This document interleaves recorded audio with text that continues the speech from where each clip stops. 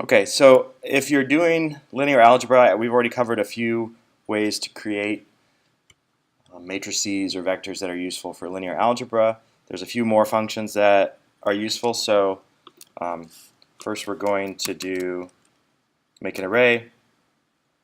So you can do basic mathematics. You can multiply by or add a scalar, which will just work in the expected way. But if we go back to this array we had, we can also do dot products of arrays and or of matrices or of matrices and vectors, or vectors and vectors, and it gives us the dot product. There's a bunch of other linear algebra that you can do. If you're doing a lot of linear algebra, you might want to use this different object type. So ND arrays can support this, but it's sort of a workaround. If you actually want to do specifically matrix math, you can use this matrix object. So we can convert, here we're going to convert this matrix A that we had up here to, well, this was really a two-dimensional array, but we're going to convert it to a true matrix, and then we're going to convert this vector to a matrix, but first we're going to transpose it. So you can see what M is. It's the same as it was before, but now it's called matrix. And similarly, V is a matrix. And because of the way that matrix multiplication works, we want it to be a column and not a row. So we use this dot T, which means transpose. This is a really handy function. I believe there's something similar in MATLAB that allows you to quickly transpose a matrix. It can be really handy. So that's available here. And so we can do matrix multiplication and matrix by vector, or matrix by vector multiplication as well. So there's some other computations. You can get the mean of a vector, or the standard deviation or variance. These are all built-in functions. You get the minimum, the maximum, or there's a Python function sum that will work for lists. It'll also work for arrays, so it'll give you the sum. Then there's various ways to iterate over array elements, and we'll see additional ways to do this in pandas. But so what we're going to do is make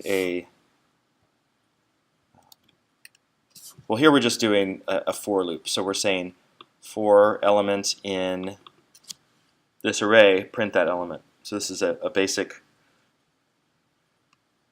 for loop that will just go through for every element. And of course, this is a very simple one. We don't need to just print each value, but as we saw before, we can do lots of things with these values. So with the matrix, it's also possible. So here's our matrix, but we can also I guess we need to convert this back to an array. So we're gonna I'm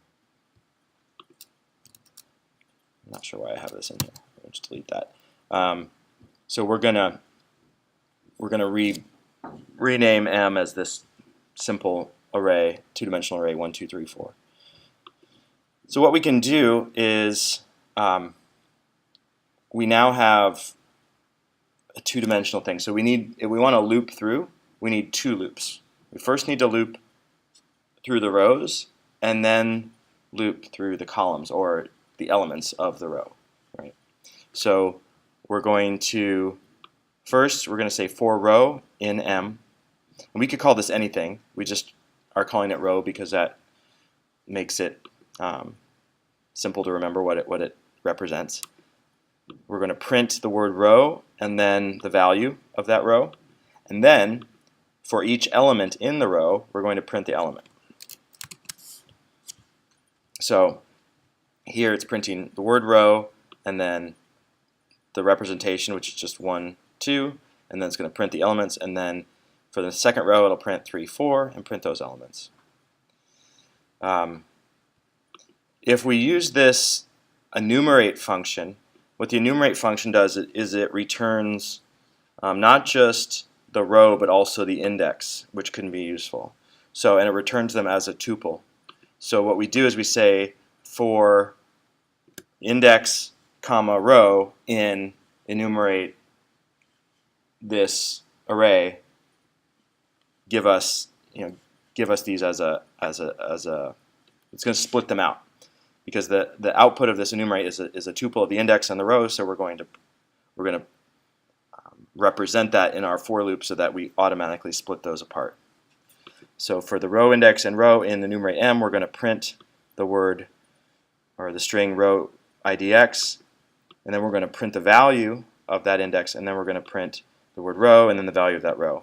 And then we're going to do the same thing we did before. For column index and element in enumerate, we're going to print the column index and the element. And then we're going to do something to it just to prove that we can use this kind of syntax to change the value. Otherwise, we'd just be printing stuff. So what we're seeing here is we start with row 0. So for row index 0, the value is 1, 2. And then we're going to go into the column. So column index 0 is element 1, and column index 1 is element 2. Then the second row, row index 1 is 3, 4. Column index 0 is 3, and column index 1 is 4.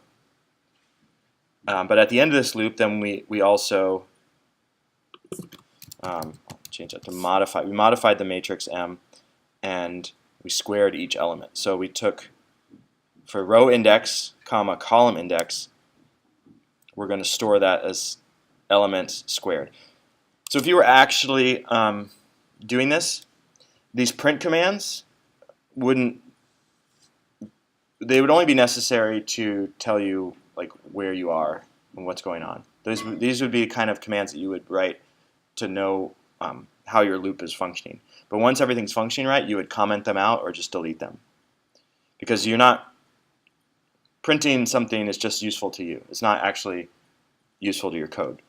So we've now squared all the elements in this matrix, and so you can now see that M is now 1, 4, 9, 16.